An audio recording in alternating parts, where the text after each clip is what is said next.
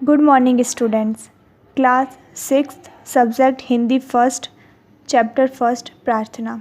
अच्छे कर्म करने और देश प्रेम को धर्म मानने की शिक्षा देने वाली इस प्रार्थना के कवि श्री परशुराम शुक्ल का जन्म 6 जून 1947 को कानपुर में हुआ था।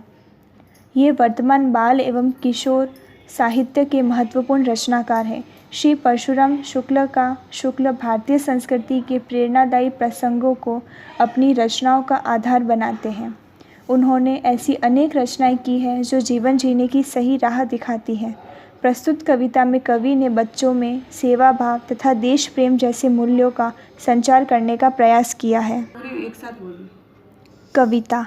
भगवान हमें दो तुम शक्ति, मन में भर दो श्रद्धा भक्ति, अज्ञान अंधेरा दूर करो, जीवन में नव चेतना भरो, विश्वास बढ़े पल पल मेरा, जो कुछ मेरा वह सब तेरा, प्रभु ऐसा कोई विधान करो, अवगुण मेरे सब दूर करो, निष्पाप भाव से कर्म करे, भव बाधाओं से नहीं डरे, दुखियों के सब दुख दूर करे, भूले भटकों के कष्ट हरे, निष्पाप निष्कपट हो जीवन, निर्मल हो अपना तन मन धन, हो परम धर्म मानव सेवा, देवाधिदेव मानव देवा, निज देश धर्म का ध्यान रहे, मुझको इस पर अभिमान रहे, बाधाएं इस पर आ जाए तो हंसकर हम बलि हो जाए। श्री परशुराम शुक्ल।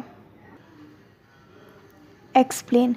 भगवान हमें दो तुम शक्ति, मन में भर दो श्रद्धा भक्ति, अज्ञान अंधेरा दूर करो, जीवन में नव चेतना भरो।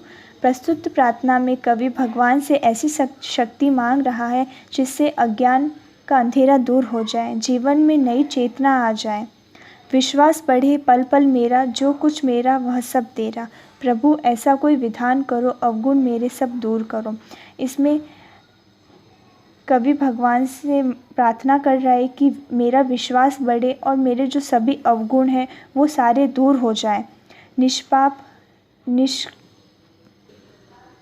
निष्काम भाव से कर्म करे, भव बाधाओं से नहीं डरे, दुखियों के सब दुख दूर करे, भूले भटकों के कष्ट हरे।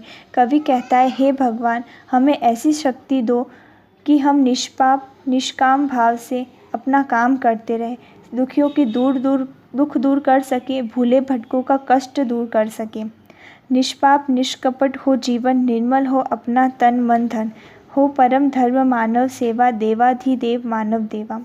हमारा जीवन पाप तथा कपट रहित रहे, अपना शरीर तथा मन स्वच्छ रख सके, हमें ऐसी शक्ति दो। निज देश धर्म का ध्यान रहे, मुझको इस पर अभिमान रहे, बाधाएं इन पर आ जाए तो हंसकर हम बलि हो जाए,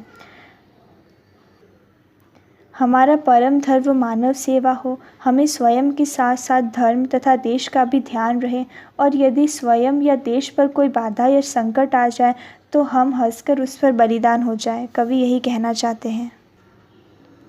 इस कविता को पढ़ने से हम नए शब्दों एवं वाक्यों से परिचित होंगे, जीवन में ज्ञान के महत्व को समझने की कोशिश करेंगे, विनम्र भाव का विकास होता है, प्रार्थना करने के लिए प्रेरित होंगे और हमारी ईश्वरीय सत्ता में आस्था बढ़ेगी, स्वार्थ भावना से ऊपर उठकर सेवा भाव अपनाने को प्रेरित होंगे, राष्ट्रीयता की भावना तथा मानव के प्रति संवेदनशीलता की भावना बढ़ेगी।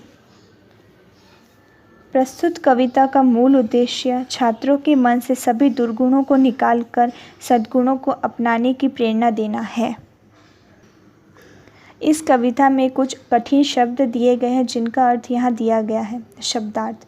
नव नया, कर्म काम, परम मुख्य, निष्पाप पाप रहित, अभिमान चेतना बुद्धि या होश में आना, निष्काम फल प्राप्ति की इच्छा त्याग कर किया जाने वाला कार्य, चेतना ज्ञान बुद्धि, विधान उपाय निज अपना, निष्कपट शुद्ध हृदय वाला। अभ्यास प्रश्न। लघु प्रश्न।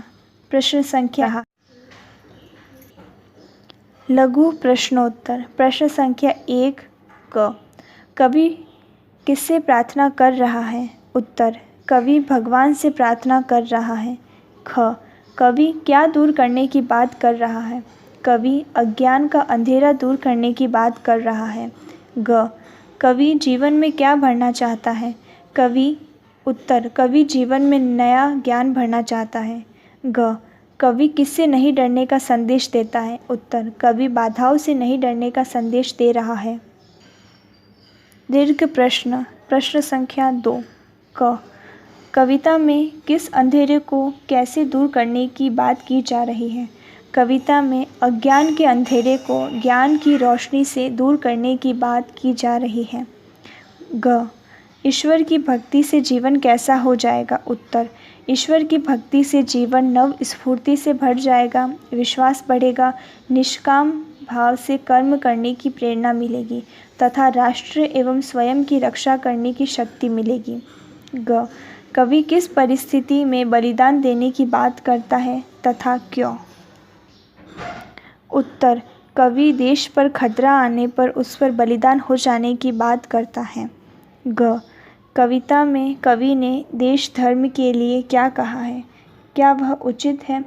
कविता में कवि ने देश धर्म के लिए लिखा है कि अपने देश की हमेशा रक्षा करूँगा और उस पर मुझे अभिमान होगा। यदि किसी प्रकार का संकट देश पर आएगा तो देश के लिए मैं हंसते हंसते अपनी बलि चढ़ा दूँगा। ड। निष्काम भाव से कर्म करे, भव बाधाओं से नहीं डरे। वाक्य में कवि क्या कहना चाहता है? प्रश्नोक्त वाक्य में कवि फल रहित कार्य करने को प्रेरित करने तथा कार्य में आए विभिन्न बाधाओं से, संकटों से नहीं डरने की बात करता है। प्रश्न संख्या 3 बहुविकल्पीय प्रश्न। क। कवि किस भाव से कर्म करने की बात कहता है? विकल्प। विश्वास, निष्काम, भक्ति, प्रेम। उत्तर। निष्काम। ख। कविता में मनुष्य का परम धर्म किसे कहा गया है? विकल्प। मानव सेवा को, देश सेवा को, प्रभु सेवा को। इसमें से किसी को नहीं। उत्तर। मानव सेवा को। ग। कविता में कवि ने कैसे जीवन की कामना की है? विकल्प। निष्पाप, निष्कपट, निष्कपट दोनों, धार्मिक। उत्तर। केवल 1 एवं 2 अर्थात निष्पाप और निष्कपट दोनों। ग। कवि भगवान से क्या मांग रहा है? विकल्प। शक्ति, रुपया, पैसा, भक्ति, अमरदान। उत्तर। शक्ति। ज। कवि किस पर अभिमान करना चाहता है? विकल्प। स्वयं पर, रुपये पैसे पर, निज देश पर, उपयुक्त सभी पर। उत्तर। निज देश पर। प्रश्न संख्या 4 निम्नलिखित काव्यांश को पढ़कर उस पर आधारित प्रश्नों के उत्तर दीजिए। निष्काम भाव से कर्म करे, भव बाधाओं से नहीं डरे, दुखियों के सब दुख दूर करे, भूले भटकों के कष्ट हरे, निष्पाप निष्कपट हो जीवन, निर्मल हो अपना तन मन धन, हो परम धर्म मानव सेवा, देवाधिदेव मानव देवा। प्रश्न क। कवि किससे नहीं डरने की बात कर रहा है? विकल्प। संसार की बाधाओं से, निष्काम भाव से, दुख दर्द से, दिन दुखियों से। उत्तर। संसार की बाधाओं से। ख। कवि किसे कष्टों से मुक्ति दिलाने की प्रार्थना कर रहा है? विकल्प। स्वयं को, अपने बच्चों को, भूले भटकों को, अपने देश को। उत्तर। भूले भटकों को। ग। कवि कैसे तन मन की कामना कर रहा है? विकल्प। धार्मिक, नास्तिक, रोगमुक्त, निर्मल। उत्तर। निर्मल। ग। निष्पाप का संधि विच्छेद होगा। विकल्प। निष् प्लस पाप, निह प्लस पाप, निष् प्लस पाप, नि प्लस पाप। उत्तर। निह प्लस पाप अर्थात विकल्प सेकंड। भाषा को जाने। प्रश्न संख्या 5 दिए गए शब्दों का उचित विलोम शब्द से मिलान करें। नव, पुरातन, धर्म, अधर्म, चेतन, अचेतन, गुण, अवगुण, सुकर्म, कुकर्म, मानव, दानव। प्रश्न संख्या 6 निम्नलिखित शब्दों का वर्ण विच्छेद करें। श्रद्धा, अवगुण, निष्कपट, देवाधिदेव। प्रश्न संख्या 7 शब्दों के शुद्ध रूप लिखें। शक्ति और अवगुण, निष्पाप, निर्मल, श्रद्धा, हंस। Thank you.